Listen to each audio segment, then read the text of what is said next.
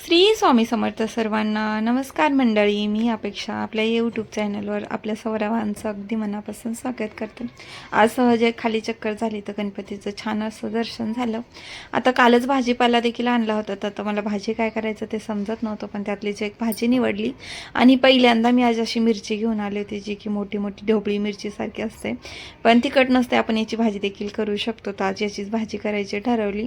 तर सगळ्यात अगोदर तर धनींना कॉल पण केला मी की भाजी काय करू, कारण सगळ्या भाज्या असल्या तरी पण मला प्रश्न पडतो आणि भाज्या नसल्या तरी सुद्धा प्रश्न पडतो की भाजी काय करायची. कदाचित तुम्हाला पण प्रश्न पडत असेल. सगळ्या भाज्या जरी घरात असल्या तरी आपल्याला वाटते की आज नेमकं भाजी काय करू. तर हे मिरच्या करणार होते. सगळ्यात अगोदर थोडे वेगळ्या पद्धतीने करा म्हणलं. धुतल्या आणि अशा मधात थोडे थोडे इथं चॉप लावून घेतले आणि त्याच्यानंतर इथं जिरे मोहरी आणि थोडीशी सोप आणि इथं मी धनेसुद्धा घेतले होते भाजून. आणि बघू शकता अशी मिरची छान अशी चिरून घेतली. खूप जास्त मोठी होती म्हणून मी हाफमध्ये चिरली होती. त्याच्यानंतर थोडंसं तेल टाकलं आणि काहीच न टाकता तिथं मी मिरची फ्राय करायला ठेवली. आणि जो मसाला त्याच्यासोबत थोडेसे शेंगदाणे देखील इथं वाटून घेतले होते. घरचाच मसाला ॲड केला होता आणि तुम्ही बघू शकता छान अशी मिरची तर भाजी तयार केली होती. ह्याला थोडंसं जास्त शिजायला लागतं, कारण ह्याचे जो कातड असतं ना ते थोडंसं रट्ट असतं. आणि थोडंसं इथं ताक देखील ॲड केलं होतं मी ह्याच्यामध्ये, कारण मी पहिल्यांदा इथं भाजीमध्ये आज टमाटर ॲड केलं नव्हतं, म्हणून मला थोडीशी आंबूस भाजी छान आवडते. म्हणून मग मी थोडीशी ताक देखील याच्यामध्ये ॲड केली होती. तुम्हाला एक विश्वास नाही होणार, खूप छान अशी भाजी झाली होती. तुम्हीसुद्धा ट्राय करू शकता. मी पहिल्यांदाच ही मिरची घेऊन आले होते आणि त्याच्यामध्ये धने तुम्ही बघितलंच असं ते मसाल्यासोबत थोडे शेंगदाणेसुद्धा टाकले होते.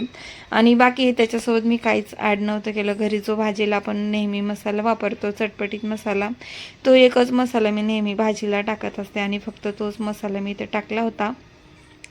भाजी पोळी झाल्यानंतर इथं लागलीच मी इथं किचन आवरायला घेतलं, कारण घड्याळाच्या काट्यावर माझं सगळं चालत असतं. दिवचं उठणं, तिला खाऊ घालणं. तर ती बसलेली होती.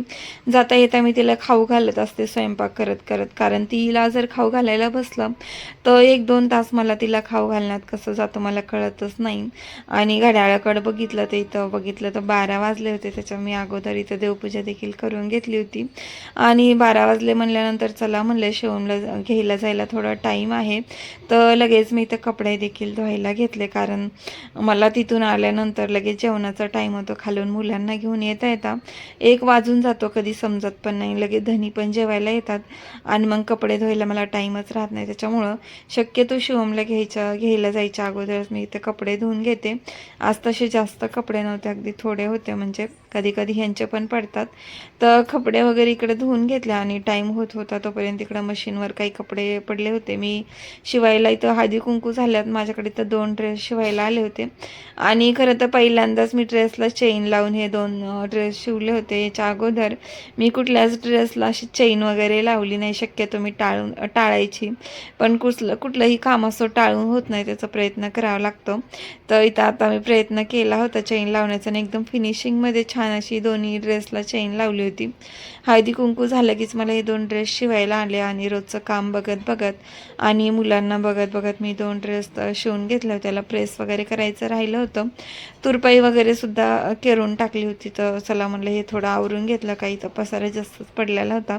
आणि दिवला लगेच इथं मी मलिदा करायला घेतला, कारण ती काही खाईनच झाली. म्हणलं चला मलिदा करूया. शिवमला सकाळी खायला करून दिलं तर, पण ते काय तिनं खाल्लंच नव्हतं. मग इथं मलिदा केला होता. थोडीशी गरम गरम पोळीची चांगली कुस करायची आणि त्याच्यात थोडंसं बारीक असा गूळ करून टाकायचं आणि तूप करून टाकायचं. अगदी आपल्याला पण खायला छान लागतो. आमच्या गावात एकच पीर आहे आणि एक सुद्धा मेमोरियन नाही, पण आमच्या गावातल्या सगळ्या बाया त्या पीराला जातात आणि तिथला हा प्रसाद मलिदा आम्ही एकदम आवडीनं खातो. एकदम कडक असे गुरुवार पण धरतात ते, ज्यावेळेस चांदणी वगैरे निघायची असते, म्हणजे ईदच्या वेळेस असते.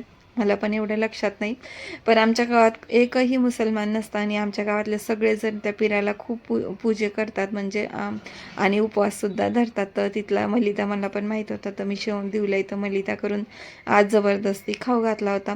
आणि त्याच्यानंतर शिवमला घ्यायला जायचं असलं ना, दिवची ही सगळी तयारी करावी लागते, म्हणून खास तर मला शिवमला घ्यायला जायचा खूप जास्त कंटाळ येतो. पण हल्ली त्याच्या मॅडमने हट्ट धरला, म्हणजे घ्यायला यावंच लागते म्हणल्यानंतर मग मी पण जायला लागले. आज 2-4 दिवस झालं. तर दिवला इकडं तयार करून घेतला, बाकीचे कामं देखील आवरून घेतले. दिवसंग मज्जा मस्ती करायला ना थोडी जास्त मज्जा येते. आणि खाली गेल्यानंतर मात्र माझी कसरतच निघत असते. शिवमला घेऊन आल्यानंतर दोघं जण इथं बसले होते. ऊनवरून मी म्हणायला लागले, म्हणजे खाली थांबावंसं सुद्धा वाटत नाही, ऊन लागते. कारण घरात जास्त ऊन नसते आणि खाली गेलं की थोडंसं जरी ऊन लागलं तर नको वाटतं उन्हामध्ये थांबायला. पण हे काय खाली गेल्यानंतर निघतच नाहीत. आणि शोमी तर तिला विमान बनवून देत होता आणि तिला चल म्हणलं तर नको नको करत राहती. इतके जास्त नाटके करते की बघायचंच काम नाही. आणि मग मी बळच दोघांना जबरदस्ती करून वरी घेऊन येत असते, तरी त्यांच्या रस्त्याने दोघांचे पण नाटके चालू असतात. नेमकं जेवायचा टाईम आणि यांना घ्यायचा टाईम एकच होऊन जातो. तर मग काय त्यांना वरती घेऊन आले आणि धनी आलेच होते, तर लागली तिथं जेवायला वाढून घेतलं.